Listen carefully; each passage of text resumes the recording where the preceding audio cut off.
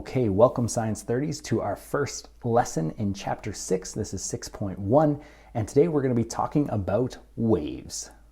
Okay, so in this lesson, we're going to look at a lot of different types of waves, but first, just an overall definition of what waves do is they transmit energy without transmitting mass. Sometimes they look like they're transmitting mass, but ultimately they're going to transmit energy a large distance without much movement or mass or no movement of mass.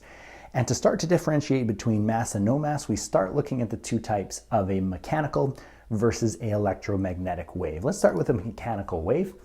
A mechanical wave moves through a mass medium. This could be sound waves through air, it could be waves through water, it could be waves through a spring, and you might have seen these transmit again through these different mediums, water, springs, slinkies, things like that.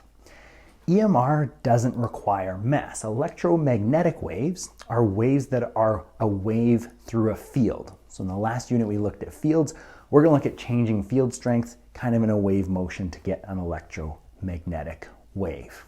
We'll come back to electromagnetic waves in a bit, but it's because we might have more experience with visualizing waves that are mechanical. Let's take a look at some of those examples. So if this was a container of water, and you're going to take your hand and you tap the top, it's going to cause a disturbance or a ripple to go through the water.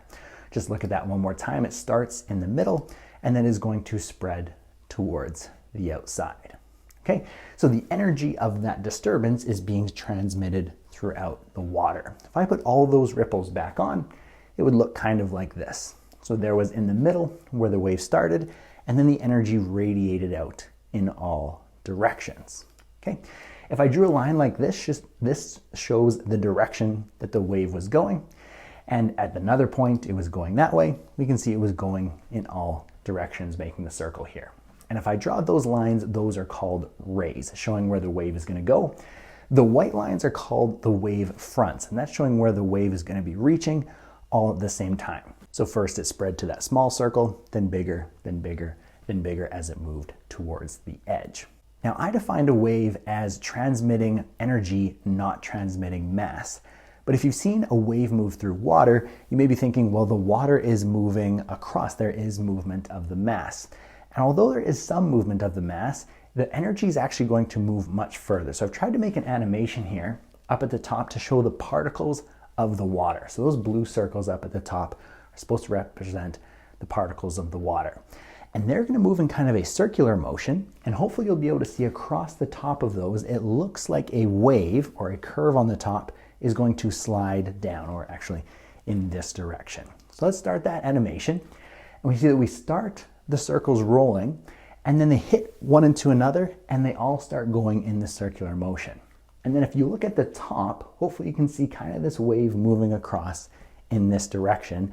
And it might be familiar to how you've seen water waves move through water in real life.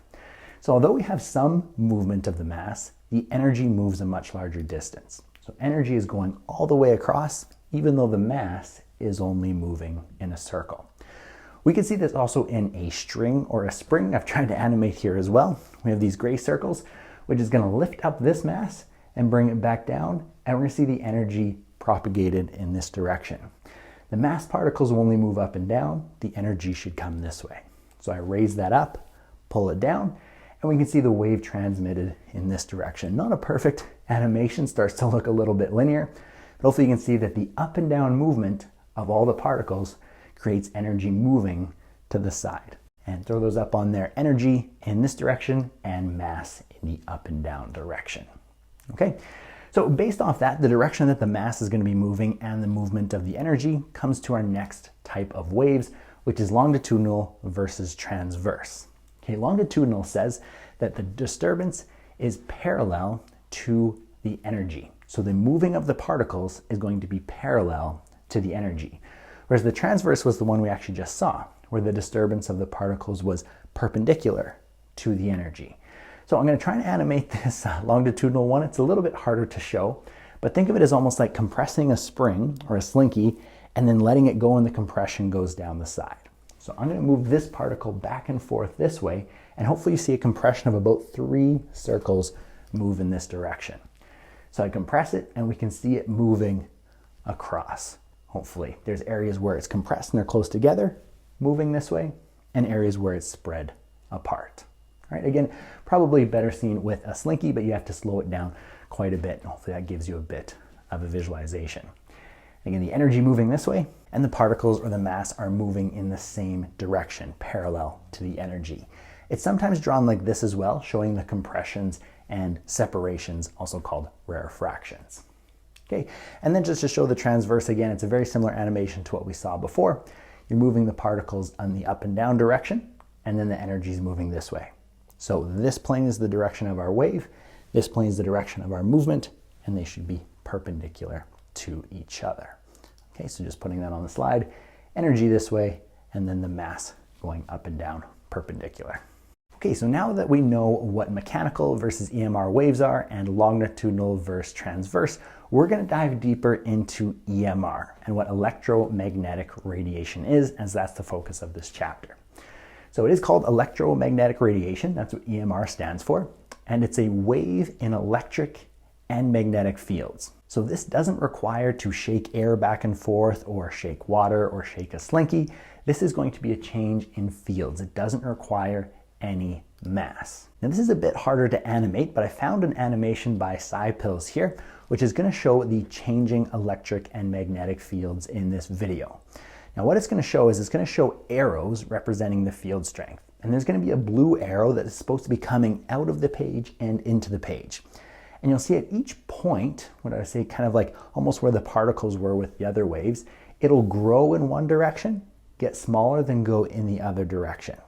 Okay, and that should make a wave coming this direction across in kind of the X plane.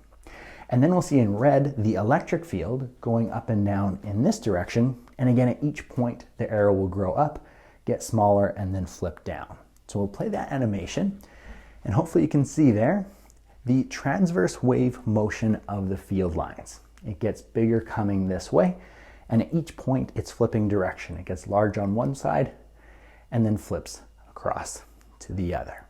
Okay, and just to now put a picture of that up and just show this as a wave, if I curve and show the tops of those field lines, I see a transverse wave of red, the electric field, and then coming into and out of the page, I see a transverse wave of the magnetic field.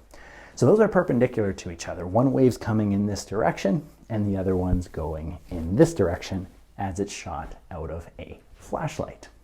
And it's shown being shot out of a flashlight because this is what light is. Light that you see every day is electromagnetic radiation. You can't see these disturbances in the field, but you can see light and when it bounces off of things like this. We can't see the up and down wave motion. It's extremely small, but you can see light and our eyes are able to sense this type of radiation.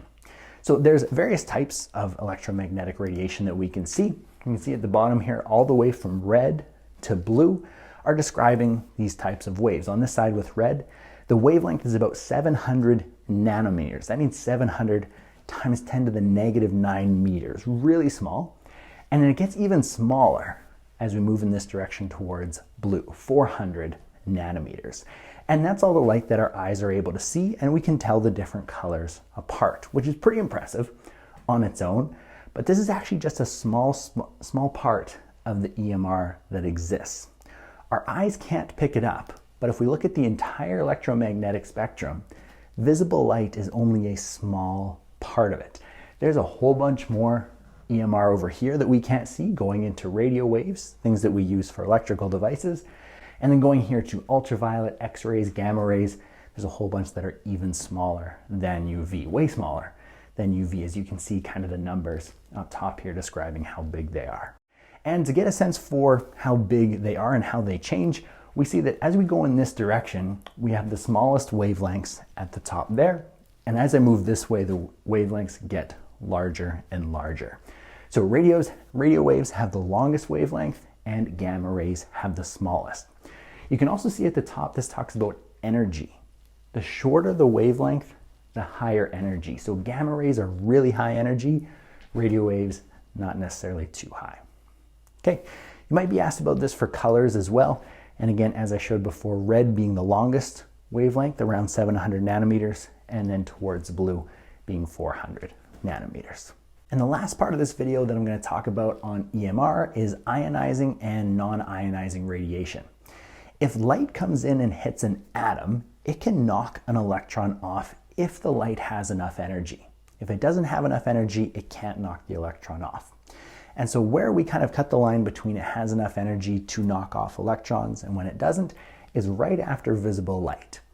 After we go from visible light into UV, gamma, and X-rays, we call this ionizing radiation. Again, it's a bit different for each atom, how much energy it takes to knock off the electrons, but generally that's where we draw the line. So photons, which is particles of light, we don't have to get into that, have enough energy to knock electrons off as they go in this direction, but this way it does not have enough energy to knock electrons off, so it's called non-ionizing. So you'll have to know that distinction between ionizing and non-ionizing, and how as we decrease in wavelength, we increase energy, and when we increase in wavelength, we decrease in energy. That's all we have today for our introduction to EMR.